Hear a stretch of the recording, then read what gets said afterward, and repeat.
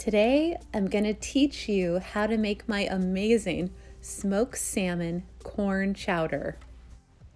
This is a recipe I have been perfecting over the years. It is so spot on now that it is just like you are at a fabulous restaurant. I'm so excited to show you this recipe. Welcome to Food Crazed.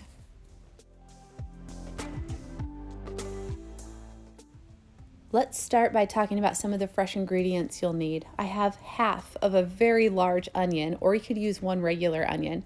I've got garlic, I've got 2 ears of corn, we've got a can of cream-styled corn, we have about 4 potatoes, I have a package of smoked salmon, and some fresh parsley. In a large stock pot, add 1/4 of a cup of butter. I'm going to turn the heat on to about a medium heat and let this butter just start to melt. Add 1 regular size onion that has been diced to the butter, or you can use half of a very large onion like I had. And we're going to just sauté this for a few minutes until it starts to become a little bit translucent.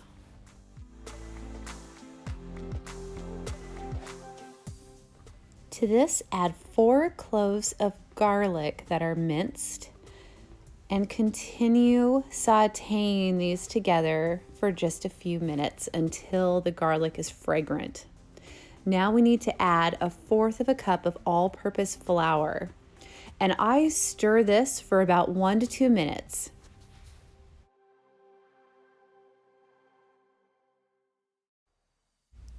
Now add 3 cups of water, or you could substitute with some chicken broth. And to this we need to add 4 teaspoons of chicken bouillon, which is also 4 cubes of chicken bouillon. But I wanted to mention, if you put in chicken broth, you could reduce the amount of bouillon cubes that are used to about half. Now add 1/2 of a cup of milk. Then add 3 to 4 potatoes that have been peeled and diced into our chowder. Add 2 cups of whole kernel corn. It could be fresh or frozen. I used fresh today from 2 ears of corn that I cut the kernels off the cob. Add 1 8-ounce can of cream-styled corn to the chowder.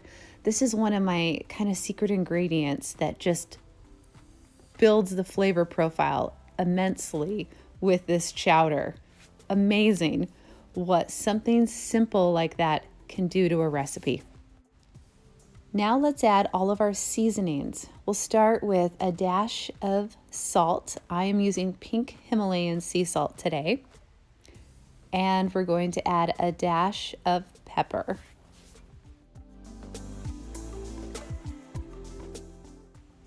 Then add 1/2 of a teaspoon of seafood seasoning. And my secret ingredient, 1/8 of a teaspoon of ground nutmeg. And then we're going to add some fresh parsley, 1/3 of a cup of chopped fresh parsley, and give this a stir to combine all these ingredients together.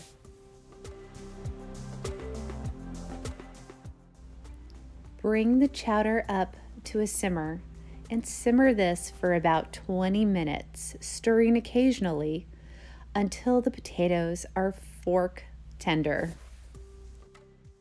The chowder has been simmering for about 20 minutes, and we are going to test the doneness of the potatoes. I'm going to show you how to do this.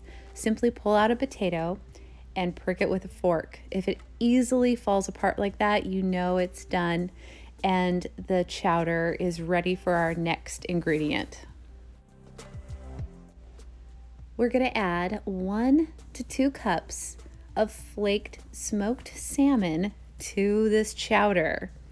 And we're going to stir this and heat it up for only about a minute, because the salmon is already pre-cooked and it's smoked and it's beautiful, and we just need to warm it up. Now I turned off the heat, and we're going to add 1 cup of whipping cream and stir this to combine.